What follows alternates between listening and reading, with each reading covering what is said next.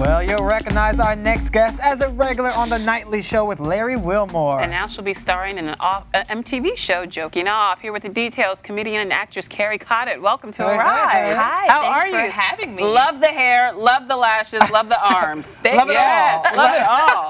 The arms I was born with. Everything else is enhanced. Oh, you're killing it. Either way, you're killing it. Love it all. Yes, and I heard the new show Joking Off is killing it also. Yeah, thank you. Break it down for us. Tell us all about it.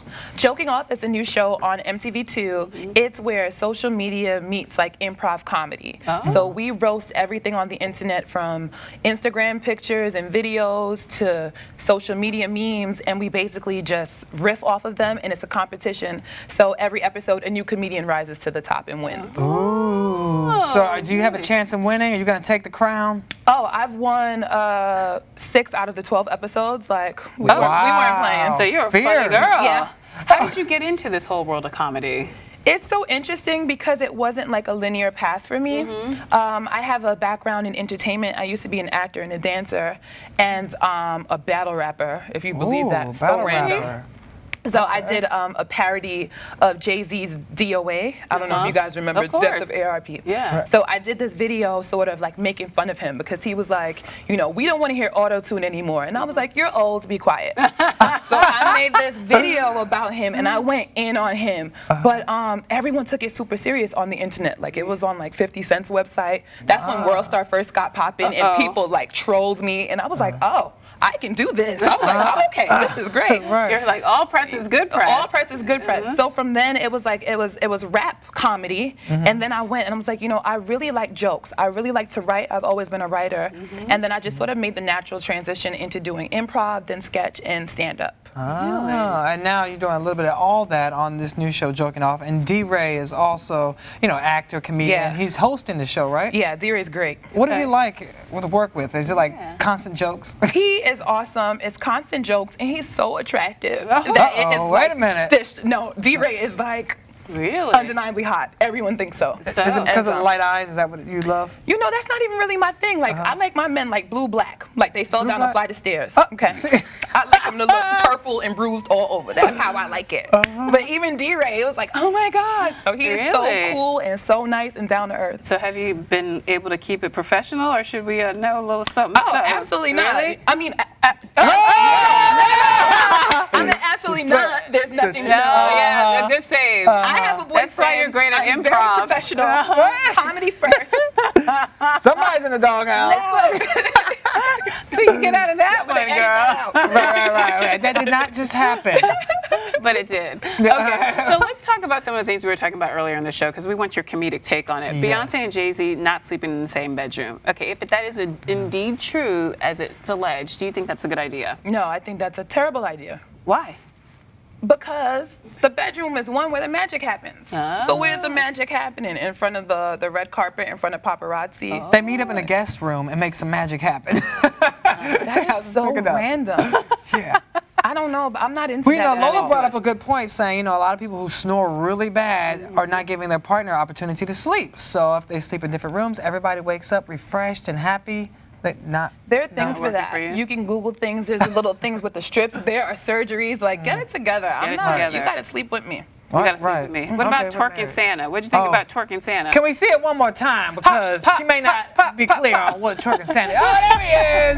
Whoa, get it, Santa. Bow. I want to get the ones. I kind of want him to bend down, like bend over, touch your toes. Like, if he just like came forward with it, and then Mrs. Claus came and it was like in tandem, like dual twerking.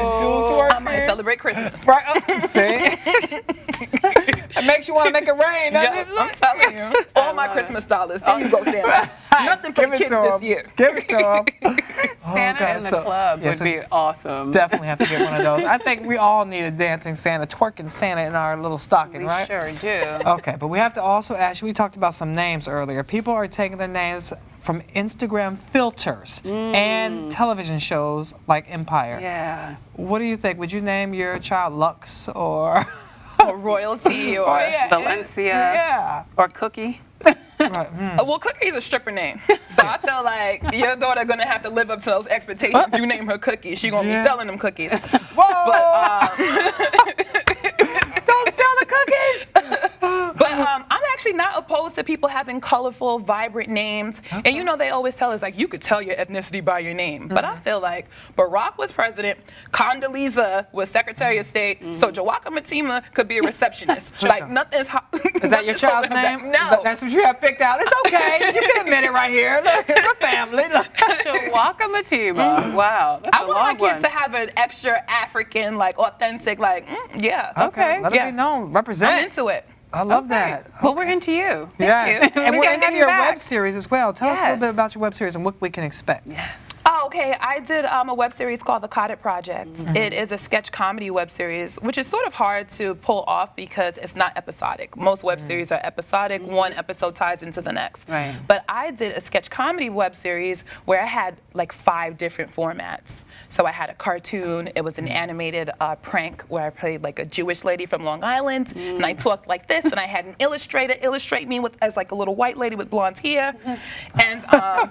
Then I had another parody segment, and she was a pop star parody. Her name was Veronica, and she was making fun of all the pop stars and how socially irresponsible they are. So like I made a song, it was called Make It Ash, where she burns money, and it's just like making fun of how financially illiterate people are. Like, really? You got money, you want to make it rain? If you really had money, you'd make it ash, burn up money. I bet you had a lot of content to work with there. I sure did. Make it ash. Yep. That is We were awesome. burning money in the music video, lighting stuff on fire, just like wasteful times 100. Yeah. Were you always funny? Were you the girl that cut up in class, or were you sort of quiet and introverted? What was your personality like as a kid? I've never been quiet. Really? Never ever Surprising. been quiet. Shocker, right? In class, I was always like a book nerd. So I was like super into books. I always sat in the front row, but I'm always quick with comebacks and stuff. So I was always witty. I liked writing.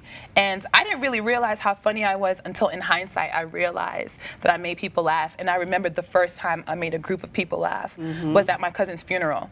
And I had never lost That's anybody appropriate. before. I was like 12, and I said something and everyone started laughing. And I was like, okay. And no one had laughed the whole time. The funeral was sad. He was like 18 when he needed it. died. Oh, no. So like we turned up in that funeral, and I was like cracking everyone up, and I was like, oh, this is like an amazing feeling. So you were bitten by the bug at your Yeah. cousin's Didn't funeral. stop. Yeah. Wow. Wow. And now you're going to be spreading that to the stage. Brooklyn Stand Up. Tell us about that. Oh, that's my show. It's called Brooklyn Stand Up. I'm originally from Brooklyn, born and Represent? raised. So Okay. like Brooklyn. Yeah, Brooklyn Stand Up. Okay. So it's a stand-up showcase where I bring out all of like the most popping and funny comedians, and we come out. It's a free show once a month, and we have a really great time.